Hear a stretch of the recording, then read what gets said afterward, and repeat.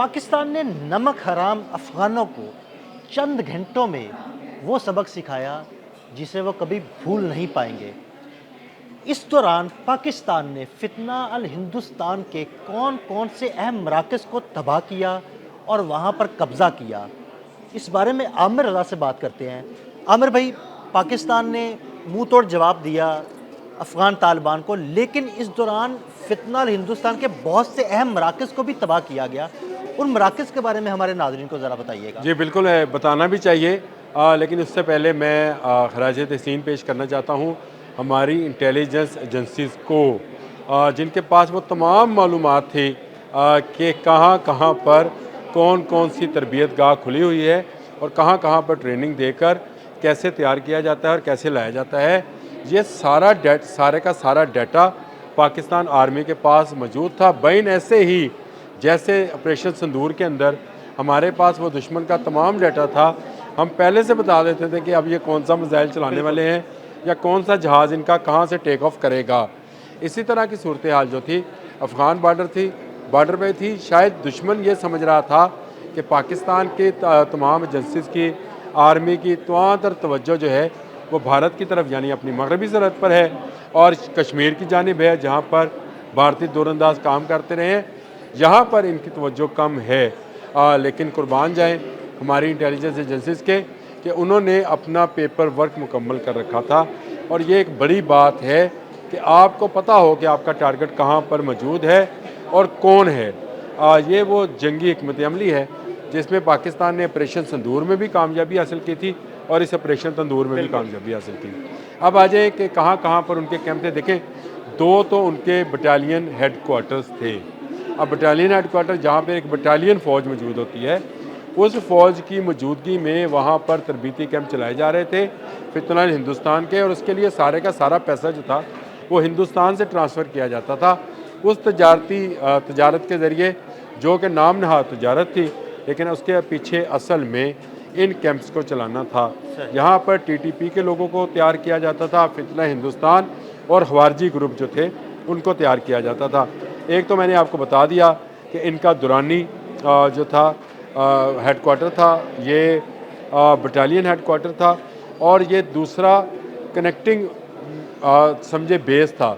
यानी यहाँ पर लाए जाने वाले खुदकुश बाहर दूर से लाए जाने वाले जो थे दहशतगर्द, उनको ना सिर्फ तैयार किया जाता था बल्कि उनको असला भी फराहम किया जाता था।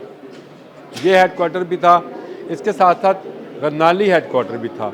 ये गजनाली हेड क्वार्टर जो था ये भी बटालियन हेड क्वार्टर है, नवशकी में ये मौजूद है।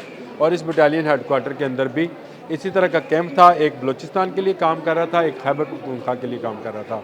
तो इन कैंप्स पर से तैयार किए जाते थे दहशतगर्द, और उन दहशतगर्दों को फिर पाकिस्तान लाया जाता था। लाया किस तरह से जाता था वो आपने हफ्ते की रात को देख लिया कि ये फायरिंग का सिलसिला शुरू करते थे और लग यूँ रहा होता था कि शायद जैसे ये ऐसी फायरिंग है कि किसी को रोकने के लिए की जा रही होती है, लेकिन दरअसल इस फायरिंग के नतीजे में बॉर्डर क्रॉस कराया जाता था। अब इनका पत्रिका में ज़िला बरनाल है, वहाँ पर इनके दो कैंप काम कर रहे थे। एक लैंडमैन काम कर रहा था, एक मुर्ग कैंप काम कर रहा था। यहाँ पर भी यही ट्रेनिंग थी। और अगर आपको पिछले दिनों दहशतगर्दों के नाम पता चले हों, अबू हमज़ा था, जैसे मशहूद था, अख्तर था, उमैर था, उमर मीडिया था, ये वो सारे लोग थे जो कि इन्हीं कैंप्स से तरबियत हासिल कर रहे थे। जिन दो कैंप्स का मैंने आपको नाम लिया, इसके अलावा भी इनके कैंप थे जिनको तबाह किया गया है। ये इनकी चौकियाँ भी थी और कैंप भी थे।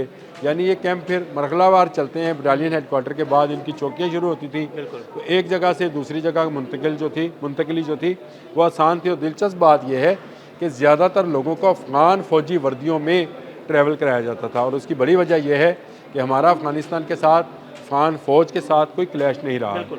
और हम ये समझते हैं कि शायद उनकी फ़ौज मूव हो रही है, लेकिन असल में ये वो दहशतगर्द है जो आखिरी चौकियों पर जाकर अपना लिबास तब्दील करते थे। फिर इनको रात के अंधेरे में जिस तरह से फायरिंग की जाती थी, उसी फायरिंग के नतीजे में इनको निकाल दिया जाता था। इसमें असमतुल्ला कैंप था जो स्पिन बोल्डिंग में कैंप था, तुर्कमानी कैंप था, ब्रामचा कैंप था, ब्रामचा भी तबाह किया हमने।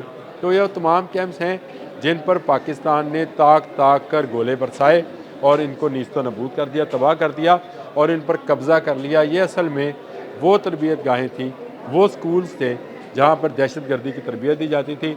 पैसा इसके लिए हिंदुस्तान दे रहा था और तालिबान ना सिर्फ अपनी कमाई कर रहे थे बल्कि तैयार करके पाकिस्तान में मज़ीद दहशत गर्दी जो है उसको बढ़ावा दे रहे थे और इसी को रोकने के लिए ये ऑपरेशन किया गया।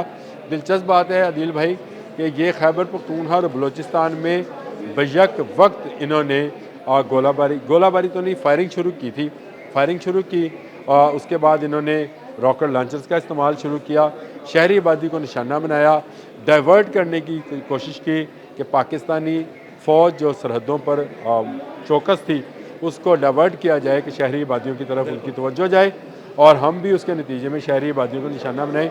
लेकिन पाकिस्तान एक सबक सीख चुका है कि कभी आपको जंगी हालात में भी शहरी आबादियों को ता वक्त है कि वहाँ पर दुश्मन जाकर छुप ना जाए, निशाना नहीं बनाना। बिल्कुल ऐसे ही। ऑपरेशन संदूर में भी हमने यही किया। उन्होंने शहरी आबादी पे, अमरीद के में, बहावलपुर में, शहरी आबादी में, मदरसों पे, मसाजिद पे हमला किया। हमने उनकी फ़ौजी चौकियों को तबाह किया था। इस बार भी हमने उनकी जो चौकियाँ हैं वो तबाह की, जो कि 9 के करीब हैं और उनके 2 बटालियन हेडकोार्टर से उनको तबाह और बर्बाद किया है और वो अपने सफ़ेद झंडे लहराते हुए अभी एक मीम मुझे सुना रहे थे। पता नहीं वो सफ़ेद झंडा तो उनका अपना कौमी झंडा भी सफ़ेद ही है, लेकिन उनका अपना झंडा जो है तालिबान का वो भी सफ़ेद है, तो सफ़ेद झंडा लहराने से मतलब नहीं था। इसीलिए हमने उन चौकियों पर कब्ज़ा करके पाकिस्तानी झंडा लगाकर बताया कि ये होता है परचम, जिसकी इज़्ज़त के लिए जानें कुर्बान की जाती हैं, किसी दूसरे मुल्क में दहशत गर्दी के लिए नहीं। मैं फिर कहूँगा कि पाकिस्तान एक दिफाई फ़ौज रखने वाला मुल्क है। हम कभी किसी दूसरे मुल्क में ना जाना चाहते हैं, ना कब्ज़ा करना चाहते हैं, ना रहना चाहते हैं। हम अपने मुल्क में खुश हैं, अपने मुल्क में हम तजारत करना चाहते हैं, तरक्की करना चाहते हैं और ये भी अब बर्दाश्त नहीं करेंगे कि दूसरे लोग यहाँ पर आकर दहशत गर्दी करें। ये बिल्कुल नाकाबिल बर्दाश्त है और तालिबान को ये समझ लेना चाहिए कि ये फ़ौज पाकिस्तान की वो फ़ौज है जो पाकिस्तान की तरफ उठने वाली हर मैली आँख को निकाल लेगी और हर दोस्ती के लिए बढ़ते हुए हाथ को उसका हाथ थाम लेगी और उसको पाकिस्तान खुद लेकर आएगी। ये हो नहीं सकता है कि आप हमारे साथ दुश्मनी भी करें, दुश्मन के साथ जाकर हाथ मिलाएं और फिर आप ये भी दावा करें कि आप एक इस्लामी मुल्क हैं। आप इस्लामी मुल्क नहीं रहे, क्योंकि आपने एक इस्लाम दुश्मन मुल्क के साथ आप जाकर हिंदुस्तान में अगर मुसलमानों की हालत ज़ार को देखें, वहाँ पर होने वाले मुजालम को देखें, तो आप किस तरह से कह सकते हैं आपका वज़ीर हाजा तो अब मंदिर खोलने जा रहा है। बिल्कुल ठीक है ना, आप तो यहाँ हो गया कि आपको नोटों की ज़्यादा ज़रूरत है और इन्हीं नोटों के लिए आप पाकिस्तान में फितनल हिंदुस्तान और फितनल ख़वारिज को दाखिल कर रहे थे, जिसका रास्ता हमेशा हमेशा के लिए पाक फ़ौज ने रोक दिया है। क्योंकि अब आप इस तरह की दूरअंदाज़ी करते हुए एक मरतबा नहीं 20 मरतबा सोचेंगे, क्योंकि पाकिस्तानी फ़ौज जाग रही है। पाकिस्तानी फ़ौज चप्पे चप्पे इंच इंच से मैं आपसे कह रहा था कि ये फ़ौज जो है ये अफ़गानिस्तान में अफ़गानियों से ज़्यादा अफ़गानिस्तान को जानती और समझती है। ये बाहर से आई हुई फ़ौज नहीं है, ये इन्हीं इलाकों की ज़ुबान, कल्चर, सकाफ़त और ज़मीन को समझती है और ये एक जंगी हिकमत अमली में वो चीज़ें हैं जो उसको कामयाबी दिलाती हैं। इसके बावजूद हम कभी हमलावर नहीं होंगे।